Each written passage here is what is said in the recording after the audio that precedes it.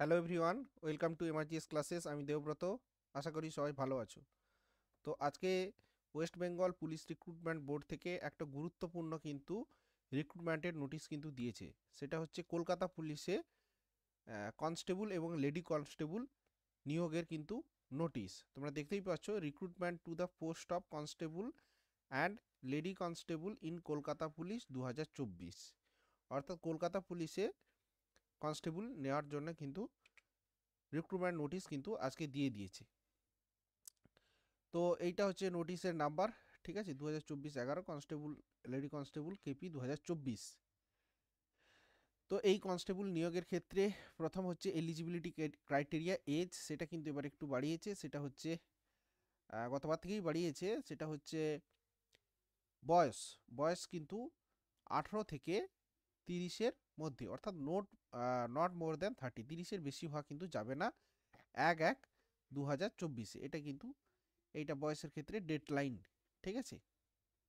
এছাড়া যারা রিল্যাক্সেশন পায়, এসসি এসটিদের ক্ষেত্রে 5 বছর, ওবিসিদের ক্ষেত্রে 3 বছর, থার্ড জেন্ডারদের ক্ষেত্রে 3 বছর এবং সিভিকদের ক্ষেত্রে 5 years in case of civic volunteer serving in Kolkata police. অর্থাৎ কলকাতা পুলিশে যে সমস্ত সিভিক ভলেন্টিয়ার আছে তাদের ক্ষেত্রে 5 বছর, ঠিক আছে। এবং এক্স সার্ভিসম্যানদের ক্ষেত্রে সেটা 40 বছর যাতে বেশি না হয়, এটা কিন্তু এজ লিমিট কিন্তু বলে দিয়েছে। তাহলে এজ লিমিটটা বোঝা গেল। আচ্ছা, এরপরে এডুকেশনাল কোয়ালিফিকেশান কি বলেছে? এডুকেশনাল কোয়ালিফিকেশান হচ্ছে শুধুমাত্র Madhyamik pass. Applicant must have passed Madhyamik examination from the West Bengal board of secondary education or its equivalent. অর্থাৎ মাধ্যমিক অথবা সমগোত্রীয় কোনো পরীক্ষা, মাধ্যমিকের পরীক্ষা পাস করলে কিন্তু এই পরীক্ষায় কিন্তু এই কলকাতা পুলিশের কনস্টেবল অথবা লেডি কনস্টেবলের যে পরীক্ষা, তাতে কিন্তু সে বসতে পারবে। এরপরে হচ্ছে ল্যাঙ্গুয়েজ। ল্যাঙ্গুয়েজ কি?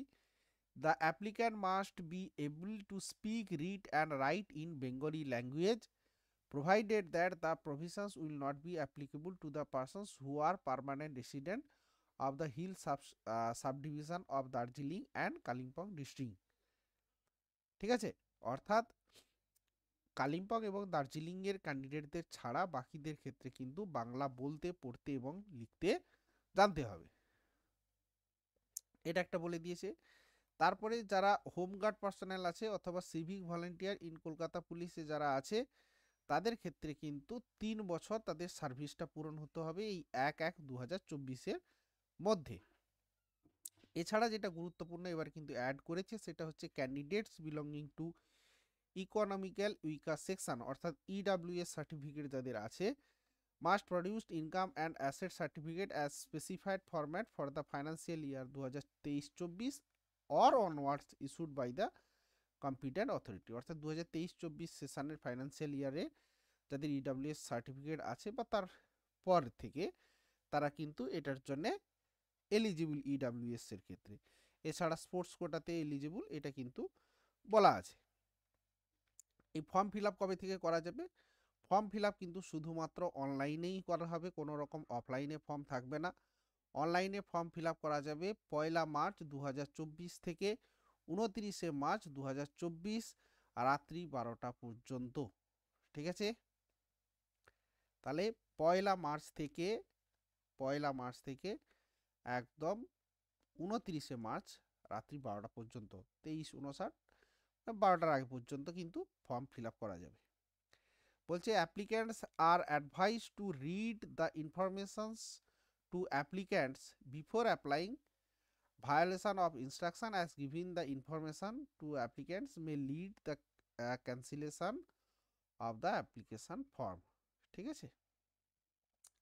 বলছে অ্যাপ্লিকেশন, যারা পরীক্ষার ফর্ম ফিল আপ করবে তাদেরকে বলা হচ্ছে যাতে ইনফরমেশন টু অ্যাপ্লিক্যান্ট যেটা আছে সেইটা কিন্তু পড়ে নিতে, মানে অ্যাপ্লাই করার আগে। সেটা যদি কোনো রকম ভায়োলেশন হয় তাহলে কিন্তু সেটা তার ক্যান্সেল হয়ে যাবে অ্যাপ্লিকেশন ফর্মটা। এছাড়া একটা জিনিস বলেছে, যদি কারোর ফর্ম ফিল আপে কোথাও ভুল হয় সেক্ষেত্রে কিন্তু একটা এডিট উইন্ডো, যদিও ফর্ম ফিল আপ করার সময় সবাই দেখেই ফর্ম ফিল আপ করবে যাতে এডিট পরে করতে না হয়, তারপরেও যদি কারোর ভুল হয় সেক্ষেত্রে কিছু জায়গায় কিন্তু এডিট করা যাবে। Edit window will be available for the applicants two edit rectify their personal information except permanent state, mobile number, email ID এগুলো ছাড়া হ্যাঁ কিন্তু এডিট করা যাবে। সেটা হচ্ছে 7 দিনের জন্যে 1/4/2024 থেকে 7/4/2024, অর্থাৎ 1 এপ্রিল থেকে 7 এপ্রিল পর্যন্ত এটা এডিট করা যাবে। Application serial number, register mobile number, OTP ইত্যাদি আসবে সেটা দিয়ে। তবে ফর্ম ফিল আপ করার সময় চেষ্টা করতে হবে যাতে কোনো রকম যেন ভুলভ্রান্তি না হয়। এবার আসি কতগুলো ভ্যাকেন্সি আছে। তো এখানে vacancy total reservation of vacancy এটা বিভিন্ন ক্যাটাগরি ভাগ করে দিয়েছে। তো দেখতে পাচ্ছি আমরা কনস্টেবলের ক্ষেত্রে অর্থাৎ মেল 3464 3464টি, এবং কলকাতা পুলিশের লেডি কনস্টেবলের ক্ষেত্রে 270, মোটামুটি 3730 টোটাল যদি ভ্যাকেন্সি আমরা বলি 3730 সম্ভবত আসছে এটা অ্যাড করলে। তো এইটা হচ্ছে কলকাতা পুলিশের এবারে যে কনস্টেবল নিয়োগের ভ্যাকেন্সি। খুব একটা খারাপ নয়, পড়াশোনা করতে হবে, এখন থেকেই লেগে পড়তে হবে। মোটামুটি পরীক্ষা হবে ভোটের পরে, জুনের পরে, তো অনেকটাই সময় হাতে আছে, প্রিপারেশান করতে হবে। এই যে প্রচুর চিন্তাভাবনা, একটা পরীক্ষা হবে, দুটা পরীক্ষা হবে, ইত্যাদি ইত্যাদি অনেক কিছু হবে। তো সেইগুলোর মোটামুটি আমরা নোটিফিকেশানে দেখতে পাচ্ছি কি এটা দেওয়া আছে। মোটামুটি কোনো প্রকার এখনও পর্যন্ত চেঞ্জ নেই। এজটা বলা হলো যে 18 থেকে 30 বছর পর্যন্ত 1/1/2024 মধ্যে। বাকি যে রিল্যাক্সেশান আছে তারা সেই রিল্যাক্সেশান পাবে। এডুকেশনাল কোয়ালিফিকেশান মাধ্যমিক পাস, ল্যাঙ্গুয়েজ বাংলা জানতে হবে শুধুমাত্র রিলিজিয়ান ছাড়া, ইত্যাদি। বাকি এরপরে আসি যে ফিজিক্যাল মেজারমেন্ট সেটা কি থাকবে। মেল ক্যান্ডিডেটদের ক্ষেত্রে ক্যাটাগরি বলছে candidates of all categories except Gorkhas, Garhwalis, Rajbanshis and scheduled tribes. এইটা ছাড়া বাকি সমস্ত ক্যাটাগরি মেল ক্যান্ডিডেটদের ক্ষেত্রে হাইট হতে হবে 167 সেন্টিমিটার, ওয়েট হতে হবে 57 সেন্টিমিটার, এবং চেস্ট হতে হবে 78 সেন্টিমিটার, এটা না ফুলিয়ে, এবং চেস্টকে ফুলিয়ে হতে হবে 83 সেন্টিমিটার। বোঝা গেল? এরপরে Gorkha, Garhwalis, Rajbanshi, scheduled tribes male ক্যান্ডিডেটদের ক্ষেত্রে হাইট হতে হবে 160, ওয়েট হতে হবে 53 কেজি, এবং হাইট 160 সেন্টিমিটার, চেস্ট হতে হবে 76 সেন্টিমিটার না ফুলিয়ে, আর ফোলানোর পরে হতে হবে 81 সেন্টিমিটার। এরপরে আসি ফিমেল ক্যান্ডিডেটদের ক্ষেত্রে candidate of all categories except Gorkha, Garhwali, Rajbanshi and scheduled tribes, এই ক্যাটাগরি বাদে বাকি সমস্ত ফিমেল ক্যান্ডিডেটদের ক্ষেত্রে হাইট হতে হবে 160 সেন্টিমিটার, ওয়েট হতে হবে 49 কেজি। চেস্টের ক্ষেত্রে এখানে কোনো কিছু নেই। Gorkha, Garhwali, Rajbanshi, scheduled tribes female ক্যান্ডিডেটদের ক্ষেত্রে হাইট হতে হবে 152 সেন্টিমিটার, ওয়েট হতে হবে 45 কেজি। থার্ড জেন্ডারদের ক্ষেত্রে হাইট হতে হবে 163 সেন্টিমিটার, ওয়েট হতে হবে 52 কেজি, এবং গোর্খা, গারোয়ালি, রাজবংশী, শিডিউল ট্রাইবস এই ক্যান্ডিডেটদের থার্ড জেন্ডারদের ক্ষেত্রে হাইট হতে হবে 155 সেন্টিমিটার, ওয়েট হতে হবে 48 কেজি। এটা গেল ফিজিক্যাল মেজারমেন্ট। এরপরে আসি মেথড অফ রিক্রুটমেন্ট, কিভাবে রিক্রুটমেন্ট হবে। তো রিক্রুটমেন্ট করার জন্য প্রথমে একটা প্রিলিমিনারি রিটিন টেস্ট হবে, যেটাকে বলা হচ্ছে স্ক্রিনিং টেস্ট। অর্থাৎ এই টেস্ট করার পরে ফিজিক্যাল মেজারমেন্ট টেস্ট এবং ফিজিক্যাল এফিসিয়েন্সি টেস্ট হবে, তারপরে হবে ফাইনাল রিটিন এক্সাম, তারপরে ইন্টারভিউ। অর্থাৎ যা আগে ছিল সেই একই পদ্ধতিতে কিন্তু এই রিক্রুটমেন্টটা হবে। এই প্রিলিমিনারি টেস্ট হবে 100 নাম্বারে, আগেও হতো 100 নাম্বার। এই 100 নাম্বারে 100টাই কিন্তু এমসিকিউ কোশ্চেন থাকবে, এবং 4টে অপশানের মধ্যে একটা ঠিক করতে হবে, এবং নেগেটিভ মার্কিংও থাকবে, 1/4 নেগেটিভ কিন্তু থাকবে। এই যে negative marking in each incorrect answer 1/4 of the allotted marks. 1 ঘন্টায় 100 নাম্বারের পরীক্ষা হবে। কি কি থাকবে? জেনারেল নলেজ এবং জিকে 40 মার্কস, ম্যাথামেটিক্স থাকবে 30 মার্কস, রিজনিং থাকবে 30 মার্কস। অর্থাৎ এই যে 60 নাম্বারই কিন্তু তোমার সিলেকশান, মানে এইখানে প্রিলিমিনারি পাস করে দিবে। এইটা ভালো করে শিখলে পরেই, যেটা আমি তোমাদেরকে করাই, তো এখানেই তোমার কিন্তু তুমি উদ্ধার হয়ে যাবে প্রিলিমিনারি। ঠিক আছে? তাহলে 1 ঘন্টায় 100 নাম্বারের পরীক্ষা হবে, পুরোটাই এমসিকিউ, জিকে 40, ম্যাথস 30, রিজনিং 30। ঠিক আছে?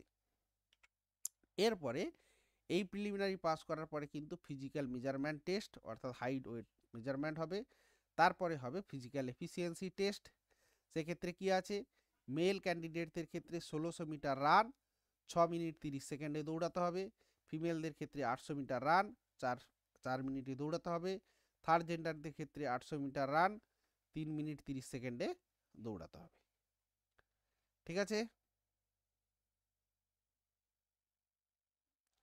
আর বলে দিয়েছে the ex serviceman above 35 years of age will have relaxed PET standards as follows.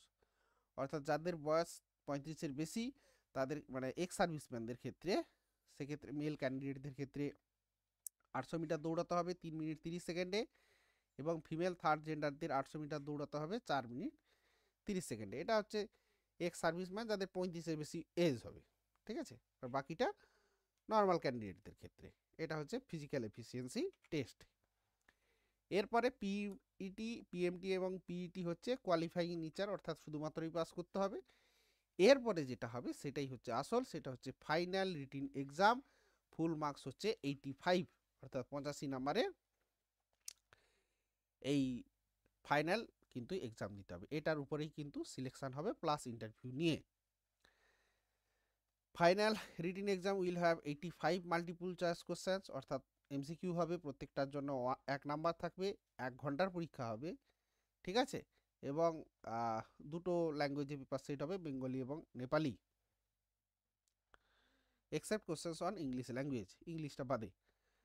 তো বলছে জেনারেল নলেজ থাকবে 25 নাম্বার, ইংলিশ থাকবে 10 নাম্বার, ম্যাথস থাকবে 25 নাম্বার, রিজনিং থাকবে 25, 25, 25, 50, 25, 75, 10, 85। অর্থাৎ ম্যাথস, রিজনিং, জিকে এই তিনটে করে ভালো করে পড়তে হবে, এটা করলেই কিন্তু হবে। এবং এক্ষেত্রেও কিন্তু 1/4 কিন্তু তোমার নেগেটিভ মার্কিং থাকবে। ঠিক আছে, এরপরে আসি ইন্টারভিউ, অর্থাৎ মেন পরীক্ষা, মেন রিটিন এক্সাম পাস করার পরে কিন্তু আবারও 15 নাম্বারের কিন্তু ইন্টারভিউ হবে। এই ইন্টারভিউতে তাকে অ্যাপিয়ার হতে হবে। তারপরে এই মানে মেন্স এবং ইন্টারভিউ এই দুটোর উপরে কিন্তু ফাইনাল মেরিট লিস্ট তৈরি হবে। তারপরে সে কিন্তু সিলেকশন হবে, তারপরে তার মেডিকেল হবে, তারপরে সে তার পুলিশ ভেরিফিকেশান হবে, তারপরে সে কিন্তু অ্যাপয়েন্টমেন্ট পাবে, তারপরে ট্রেনিং, তারপরে সার্ভিসে জয়েন করবে। ঠিক আছে, এরপরে অ্যাপ্লিকেশান ফিতে আসি। All category except SC ST 150 টাকা, প্রসেসিং ফি 20 টাকা, টোটাল হচ্ছে 170 টাকা। শিডিউল কাস্টের ক্ষেত্রে শুধুমাত্র প্রসেসিং ফি 20 টাকা দিতে হবে, শিডিউল টাইপের ক্ষেত্রেও শুধুমাত্র প্রসেসিং ফি কিন্তু 20 টাকা দিতে হবে। অর্থাৎ SC ST বাদে বাকি জেনারেল, EWS, OBC এদের ক্ষেত্রে কিন্তু 170 টাকা কিন্তু দিতে হবে, মেল ফিমেল সবার ক্ষেত্রেই। অ্যাপ্লাই করবে কোথায়? অ্যাপ্লাই করতে হবে https://prb.wb.gov.in এই ওয়েবসাইট, অথবা wbpolice.gov.in যে কোনো একটা, অথবা kolkatapolice.gov.in যে কোনো একটাতে কিন্তু অ্যাপ্লাই করতে হবে। এবং পেমেন্ট করা যাবে debit card, credit card, net banking, UPI ইত্যাদির মাধ্যমে কিন্তু তোমরা অ্যাপ্লিকেশান ফি ভরতে পারবে। ঠিক আছে, পুরো 1 মাস ধরে প্রায় ফর্ম ফিল আপ চলবে। এই ওয়েবসাইটে গিয়ে কিন্তু তোমাকে সঠিকভাবে ফর্ম ফিল আপটা করতে হবে। এছাড়া আরেকটা জিনিস বলে দিয়েছে, যেটাতে ফর্ম রিজেক্ট হয় মূলত দুটো জায়গায়, ফটো এবং সিগনেচার। তো applications are required to upload their recent not more than 3 months old passport size, অর্থাৎ খুব বেশি পুরনো একটা ছবিতেই পরের পর সমস্ত পুলিশের পরীক্ষা দিয়ে যাচ্ছে, সেটা না করে বলছে 3 মাসের বেশি পুরনো যেন না হয় সেরকম ফটো কিন্তু পাসপোর্ট সাইজের কালার ফটোগ্রাফ দিতে হবে, স্ক্যান কপি JPG ফরম্যাটে কিন্তু দিতে হবে, এবং সেইটার যে সাইজ সেটা কিন্তু 10 KB থেকে 50 KBর মধ্যে হতে হবে। ঠিক আছে, এটা কিন্তু বলে দিয়েছে। তাহলে ফটো কিন্তু 3 মাসের বেশি হবে না। Photo must be on white background, বড় করে বোল্ডে লিখে দিয়েছে, must be on white background, অর্থাৎ ছবিটা কিন্তু সাদা ব্যাকগ্রাউন্ডে কিন্তু তুলতে হবে। ঠিক আছে, ফেস যেন কভারিং না থাকে, টুপি পরা যেন না থাকে, সানগ্লাস পরা না থাকে, এই ধরনের একটা ছবি দিতে হবে। এছাড়া সিগনেচারও তোমাকে নর্মাল যে রানিং হ্যান্ডে যে সিগনেচার আমরা লিখি সেই সিগনেচার লিখে স্ক্যান করতে হবে, সেটাও কিন্তু জেপিজি ফরম্যাটে দিতে হবে 5 থেকে 20 কেবির মধ্যে, ঠিক আছে।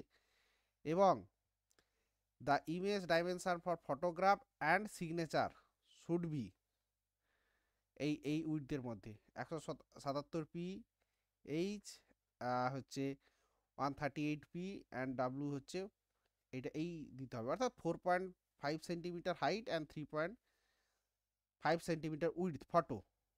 আর সিগনেচারের ক্ষেত্রে 1.7 সেন্টিমিটার হাইট, 9.2 সেন্টিমিটার উইডথ, এইটা কিন্তু দিতে হবে বলে দিয়েছে, ঠিক আছে। Applicants are advised not to upload images of other objects in place of photograph and signature, ঠিক আছে। মোটামুটি ফটো সিগনেচারটা ঠিক করে কিন্তু আপলোড করতে হবে। এইটা কিন্তু এই যে কলকাতা পুলিশের যে আজকে নোটিফিকেশানটা দিয়েছে, সেইখান থেকে আমি কিন্তু জিনিসগুলো ইনফরমেশান দিয়েছি, কিন্তু এর পুরো যদি পিডিএফ পড়তে চাও, পিডিএফ পেতে চাও, সেক্ষেত্রে আমাদের কিন্তু টেলিগ্রাম চ্যানেল এমআরজিএস ক্লাসে কিন্তু গেলে পেয়ে যাবে। দুটোই পিডিএফ কিন্তু, শর্ট পিডিএফ এবং লং পিডিএফ দুটোই কিন্তু এমআরজিএস ক্লাসেস যে টেলিগ্রাম চ্যানেল আছে সেই টেলিগ্রাম চ্যানেল কিন্তু দেওয়া আছে, এবং এই টেলিগ্রাম চ্যানেল লিঙ্ক আমাদের এই ভিডিওর ডিসক্রিপশন বক্সেও দেওয়া আছে, সেখান থেকে টেলিগ্রাম চ্যানেলে জয়েন করতে পারবে, যেখানে সমস্ত আপডেট তুমি সবার প্রথমে পেতে পারবে। এছাড়াও আমাদের দুটো ব্যাচ কিন্তু চালু হচ্ছে এই মার্চের প্রথম সপ্তাহে। একটা হচ্ছে পুলিশ স্পেশাল ব্যাচ, পুলিশ অর্থাৎ সে ওয়েস্ট বেঙ্গল পুলিশ হোক, কলকাতা পুলিশ হোক, এসআই হোক, কনস্টেবল হোক, এসআই হোক, আবগারি দপ্তরের হোক, সমস্ত পুলিশ স্পেশালকে লক্ষ্য করে একটা কম্বাইন্ড ব্যাচ। এটা পুরোটাই অনলাইনে হবে 5 মাস থেকে। অ্যাডমিশনের জন্য এই নাম্বারে যোগাযোগ করতে পারো, অথবা কারো যদি শুধুমাত্র ম্যাথস এবং রিজনিংয়ে সমস্যা থাকে, ম্যাথস স্পেশাল ব্যাচ কিন্তু 4th মাস থেকে শুরু হচ্ছে অনলাইনে পুরোটাই, ঠিক আছে। এর সঙ্গে রিজনিংটাও থাকবে। তো এই নাম্বারে হোয়াটসঅ্যাপ করে যোগাযোগ করতে পারো যদি থাকে। তো এই ছিল কলকাতা পুলিশের ফুল নোটিফিকেশান। তো সবাই ভালো করে ফর্ম ফিল আপ করে কোমর বেঁধে লেগে পড়ো যে এই বছরই চাকরিটা পেতে হবে, যাদের গতবারেও হয়নি, ইন্টারভিউতে কোনো কারণে হয়নি, তো তারা কিন্তু লেগে পড়ো। একটা ভালো সুযোগ আছে, 3700 ভ্যাকেন্সি শুধুমাত্র কলকাতা পুলিশ। ওয়েস্ট বেঙ্গল পুলিশে তো আসবেই 12,500, তার আগে কিন্তু এটা একটা মহড়া হয়ে যাবে কলকাতা পুলিশের, এবং ভালো চাকরি। তো সবাইকে বেস্ট অফ লাক। আমাদের পরের ভিডিওতে আবার দেখা হবে, ততক্ষণ পর্যন্ত টাটা, বাই বাই, এবং চ্যানেলটাকে অবশ্যই সাবস্ক্রাইব করো।